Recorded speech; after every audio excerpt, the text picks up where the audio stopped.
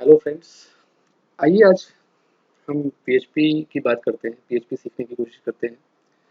तो ये मेरा पहला ट्यूटोरियल है इस दिशा में, जहाँ मैं आपको थोड़े बेसिक्स बताऊंगा बताऊंगा कि एचटीएमएल और पीएचपी में डिफरेंस क्या है, और फिर हम धीरे धीरे पीएचपी के स्पेशल टॉपिक्स को कवर करेंगे। तो आज तो मैं बेसिक आपको बताऊंगा, और फिर अगले कुछ एपिसोड्स में मैं आपको बताऊंगा कि पीएचपी के अंदर फॉर्म कैसे क्रिएट करते हैं, फॉर्म पे एक्शन कैसे कैसे हो सकता है,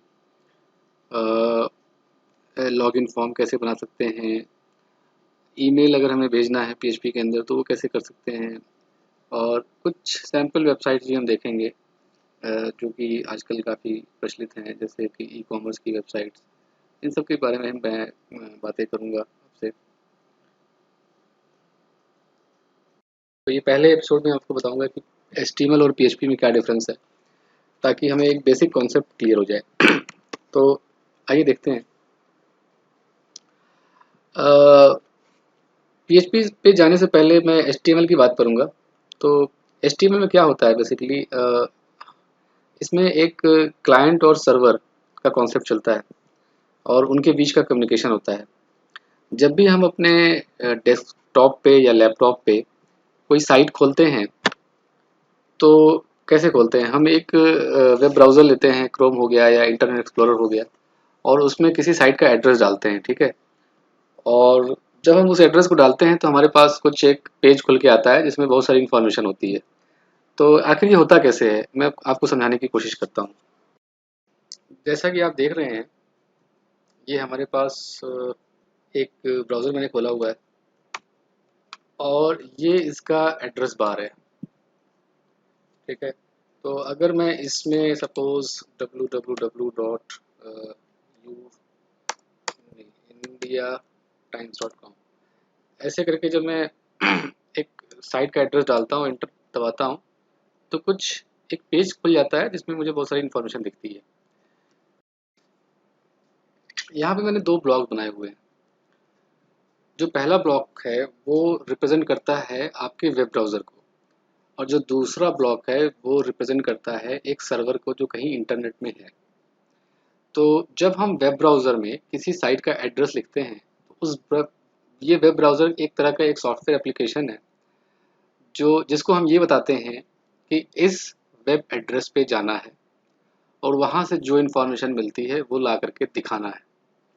तो जैसे कि मैंने दिखाया आपको, अगर मैं इस वेब ब्राउज़र में www.indiatimes.com लिखता हूँ, तो ये जो वेब ब्राउज़र है, मान लीजिए कि क्रोम का वेब ब्राउज़र है, गूगल क्रोम है, ये क्या करेगा, indiatimes.com पे एक कनेक्शन बनाएगा। ये कनेक्शन एक एचटीटीपी प्रोटोकॉल होता है, उस पे बनता है, और कनेक्शन बना करके ये रिक्वेस्ट जाएगी इंडिया टाइम्स के सर्वर पे। इसको हम इंडिया टाइम्स का वेब सर्वर भी बोलते हैं, या एचटीटीपी सर्वर भी बोलते हैं। जब ये रिक्वेस्ट इंडिया टाइम्स के सर्वर पे जाएगी, तो इंडिया टाइम्स का सर्वर इसको एक रिस्पॉन्स भेजेगा, जिसको कि हम एचटीटीपी रिस्पॉन्स भी कहते हैं, और ये रिस्पॉन्स वापस हमारे क्रोम ब्राउज़र के पास आएगा। अब इस रिस्पॉन्स में जो भी आएगा वो इस ब्राउज़र को अपने डिस्प्ले पे दिखाना होता है। तो आइए इसको और समझते हैं। ये हमारा वेब ब्राउज़र है गूगल का, जिसके एड्रेस बार में हमने indiatimes.com टाइप किया। जैसे ही हमने टाइप किया, ये गूगल का जो क्रोम ब्राउज़र है, ये इस रिक्वेस्ट को एचटीटीपी सर्वर जो कि इंडिया टाइम्स का है उसके पास भेज देगा। इसको पता कैसे चलता है कहाँ भेजना है? इसको इसी एड्रेस बार में जो आप एड्रेस देते हो उससे पता चलता है कि इसको कहाँ भेजना है। तो जब आप इसमें indiatimes.com टाइप करोगे तो indiatimes.com के सर्वर के पास ये रिक्वेस्ट जाएगी। जब आप इसमें youtube.com अगर टाइप करते हो तो youtube.com का सर्वर है, उसके पास रिक्वेस्ट जाएगी। तो चूंकि हमने indiatimes.com टाइप किया है तो इंडिया टाइम्स के पास रिक्वेस्ट जाएगी, और इंडिया टाइम्स का जो सर्वर है वो इसको वापस से इंफॉर्मेशन भेजेगा, जिसकी बदौलत यही वेब ब्राउज़र आपको उस इंफॉर्मेशन को दिखाएगा, ठीक है। तो आइए देखते हैं इसको वेब ब्राउज़र में करके। तो ये मेरा ब्राउज़र है। यहाँ पे मैंने लिखा www.indiatimes.com, और इसको लिख करके मैंने इंटर दबा दिया। इंटर दबाते ही देखिए ये मिनट सेकंडों में होता है, मतलब कि आपने दबाया और उधर से साइट खुल जाती है। खुलने का मतलब ये हुआ कि इस वेब ब्राउज़र ने सर्वर को कनेक्ट किया, सर्वर से रिस्पांस आया और जो रिस्पांस में जो कंटेंट आया वो कंटेंट उसने दिखा दिया। तो रिस्पांस से हमें ये कंटेंट आया क्योंकि इंडिया टाइम्स डॉट ने ये कंटेंट अपने सर्वर पर डाल रखा है, तो ये हमारे पास आ गया। ठीक है, तो ये तो हुआ एक HTML वेब पेज की फंक्शनैलिटी कैसे होती है, तो ऐसे होती है। तो दोस्तों आपको ये चीज़ समझाने के लिए मैंने क्या किया है कि एक छोटा सा कोड मैंने लिखा है एक HTML फाइल का, और मैं आपको यहाँ पे दिखाता हूँ कि ये कैसे चलता है। तो पहले मैं आपको कोड दिखा देता हूँ। तो ये sample.html जो फाइल है, इसको मैं खोलता हूँ, नोटपैड में खोलता हूँ। ये देखिए ये खुल गई फाइल। अब अगर आप इसमें देखें तो इसमें बड़ा सिंपल सा कोड है। HTML की फाइल है, HTML मैं उम्मीद करता हूँ आपको पता है। HTML में ये एक पेज लिखा गया है जिसमें कि पहला जो टैग है वो फॉर्म का है। इसका मतलब एक फॉर्म बनाया गया है और इसमें action is equal to learn dot PHP है। इसका मतलब ये हुआ कि ये फॉर्म जब सबमिट होगा, यानी जब इस फॉर्म को सबमिट किया जाएगा तो एक learn डॉट PHP फाइल खुलेगी। Method is equal to post है, ये इसके बारे में हम बाद में आपसे बात करेंगे। उसके बाद दो लाइनें हैं, योर नेम, इसमें एक इनपुट टाइप टेक्स्ट करके नेम करके लिखा हुआ है। तो जिनको HTML पता है वो आसानी से समझ सकते हैं कि ये फॉर्म बनाया जा रहा है। इसमें उससे दो इनपुट लिए जा रहे हैं यूज़र से। पहला तो उसका नाम लिया जा रहा है और दूसरा इनपुट है ईमेल का, और यहाँ पे उससे उसका ईमेल आईडी पूछा जा रहा है। ठीक है, और एक input type submit submit button भी बनाया गया है। तो जब इस पेज को हम वेब ब्राउज़र में खोलेंगे तो क्या होता है, चलिए देखते हैं। तो ये मैंने अपना वेब ब्राउज़र खोल दिया। चूँकि ये पेज मैंने ओके अभी मैंने आपको क्लाइंट और सर्वर के बारे में बताया। तो सर्वर जो है वो इंटरनेट पे कहीं भी हो सकता है। तो जब हम लोकल अपने कंप्यूटर या लैपटॉप या डेस्कटॉप पे टेस्टिंग करते हैं तो ये सर्वर हम अपने डेस्कटॉप या कंप्यूटर या लैपटॉप पे भी बना सकते हैं। तो उस केस में हमारा ब्राउज़र भी हमारे ही डेस्कटॉप पे होता है और सर्वर भी हमारे ही डेस्कटॉप पे होता है। या अगर लैपटॉप पे काम कर रहे हैं तो क्लाइंट और सर्वर दोनों हमारे ही लैपटॉप पे होते हैं, उनको कहीं बाहर नहीं जाना पड़ता। लेकिन जब रियल वर्ल्ड में ऐसा नहीं होता। रियल वर्ल्ड में तो वेब सर्वर कहीं दूर रखा होता है और दुनिया भर के क्लाइंट्स, दुनिया भर के यूज़र्स अपने अपने वेब ब्राउज़र से उससे कनेक्ट करते हैं। तो यहाँ पे मेरा सर्वर जो है मेरे अपने ही लैपटॉप पे है, तो वो लोकल होस्ट पे है। मैं यहाँ लिखूँगा local host, web dev directory है, उसके अंदर मैंने एक डायरेक्टरी बना रखी है PHP ट्यूटोरियल, और इसमें ये मेरा एड्रेस हो जाएगा sample.html।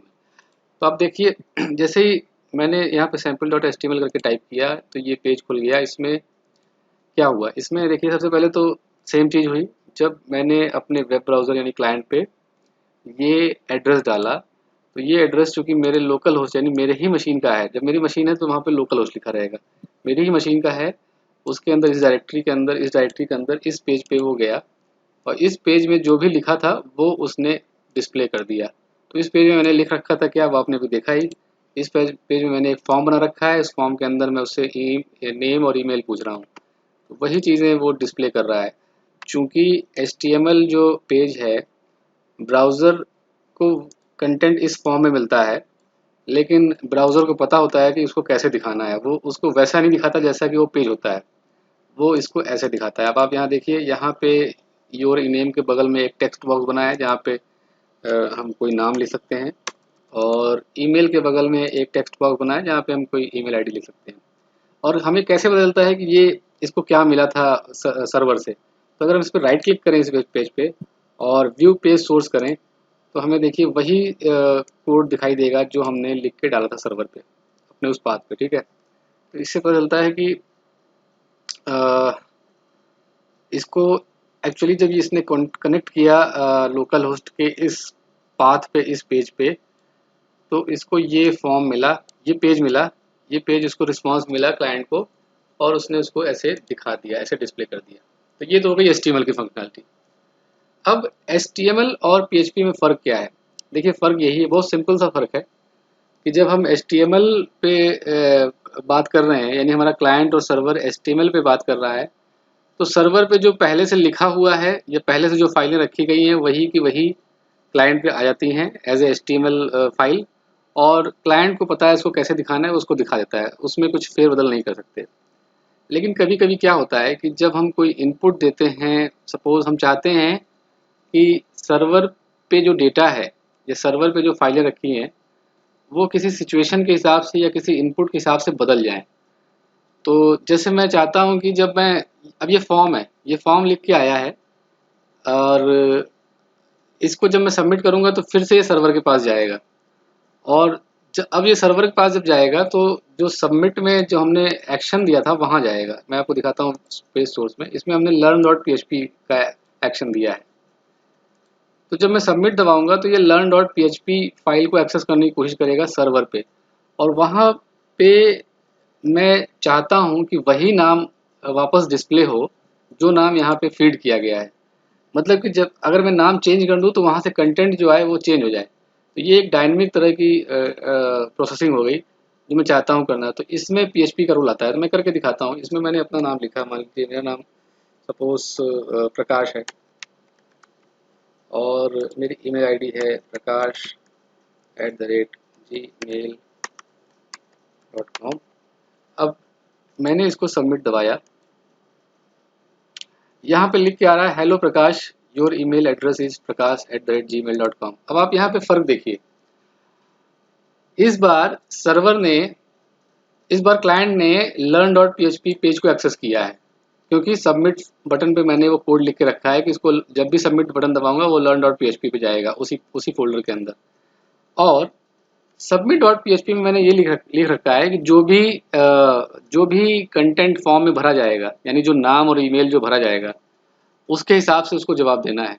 तो जब जब नाम चेंज करेंगे तब तक उसका जवाब भी चेंज हो जाएगा, ये ऑटोमेटिकली हो जाएगा, मुझे बार बार अलग अलग पेज बना के नहीं लिखने हैं लोगों के हिसाब से। ठीक है, तो दुनिया में कोई भी बंदा अपना नाम और ईमेल डालेगा तो उसको उसी के नाम और ईमेल के हिसाब से जवाब आएगा, और ये मैं एक सिंपल से पेज से कर सकता हूँ, मुझे अलग अलग सब नामों से पेज बना के नहीं रखने हैं सर्वर पे।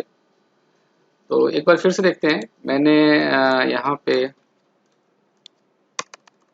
फिर से sample.html लिखा, और इस पे अब की बार मैं नाम चेंज कर देता हूँ, सपोज सुनील, सुनील कोई नाम ले लेते हैं, और sunil@gmail.com ले लेते हैं। और अब देखिए जब मैं फिर से सबमिट बटन दबाऊंगा तो क्या होता है, hello Sunil, your email address is this. तो ये कंटेंट चेंज हो गया, कंटेंट डायनेमिकली चेंज हो रहा है, ये PHP के कारण हो रहा है। और कैसे हो रहा है मैं आपको दिखा देता हूँ। मैं अब दूसरा पेज खोलूँगा जो कि मेरा कंटेंट चेंज करता है बार बार, वो है learn.php। तो जो learn.php, ये sample.html में मैंने एक्शन लिखा था learn.php पे, जब भी मैं सबमिट बटन दबाता हूँ तो ये learn.php पेज पे जाता है, और वहाँ पे PHP का कोड लिखा हुआ है। PHP की कोड की पहचान ये है कि ये इस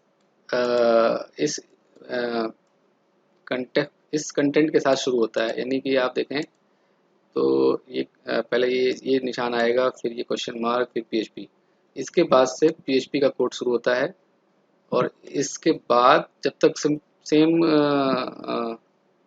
ओके, यहाँ पे ये PHP का कोड खत्म हो जा रहा है। तो जब खत्म करते हैं तो हमें PHP लिखने की जरूरत नहीं है, खाली क्वेश्चन मार्क और इस निशान की जरूरत होती है। तो यहाँ पे ये PHP का कोड खत्म हो गया, उसके बाद ये HTML का कोड है, फिर हमने कुछ लिखा है योर ईमेल एड्रेस इज, और इसके बाद से फिर से PHP का कोड शुरू हो गया, और इको हमने कुछ करा दिया। इसमें कुछ हो नहीं रहा है, हमने जो sample.html में नेम और ईमेल लिखा था वो हमने सप्लाई कर दिया था। एक्चुअली जब भी सबमिट करेंगे ना तो जो नेक्स्ट फॉर्म होता है, यानी जो जो जहाँ पे एक्शन का ये लिखा होता है, जितने भी इनपुट बटन्स होते हैं टेक्स्ट टाइप के, उनका कंटेंट ऑटोमेटिकली वहाँ पहुँच जाता है, अगले फॉर्म में learn.php पहुँच जाता है। तो यहाँ पे खाली इसको रीड करने की जरूरत होती है, और इसको रीड करने के लिए एक स्पेशल वेरिएबल होता है $_post, और जिस नाम से आपने उसको भेजा था, तो यहाँ पे नेम था नेम, और इसका नेम था ईमेल। ठीक है, तो नेम और ईमेल के नाम से हमने ये दो इन्फॉर्मेशन भेजी थी learn.php पे, ये इसको मिल जाएगी, इसको हम $post के हिसाब से रीड कर सकते हैं। और हमने इसको कुछ नहीं किया है, PHP के अंदर इको करा दिया है, इसीलिए वो जो भी नाम इस बट इस टेक्स्ट बॉक्स के अंदर भर के आता है उसको इको करता है, और जो भी ईमेल इस टेक्स्ट बॉक्स के अंदर भर के आती है उसको भी वो इको करता है। Echo is just writing on the page. तो इसलिए ये फंक्शनैलिटी अचीव होती है।